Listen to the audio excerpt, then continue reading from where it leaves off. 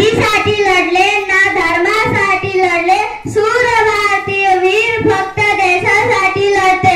हाच 15 ऑगस्ट म्हणजे भारताचा स्वातंत्र्य दिन आहे। 15 ऑगस्ट हा भारतीय इतिहासातील अतिशय महत्त्वाचा दिवस आहे। भारतीय स्वातंत्र्य सैनिकांच्या अनेक कठोर संघर्ष आणि बलिदानानंतर भारत स्वतंत्र झाला आहे। 15 ऑगस्ट 1947 हा आपण सर्वांसाठी सर्वात भाग्यवान दिवस होता, कारण अनेक वर्षाच्या गुलामगिरीनंतर आपण स्वातंत्र्य मिळवलेले होते।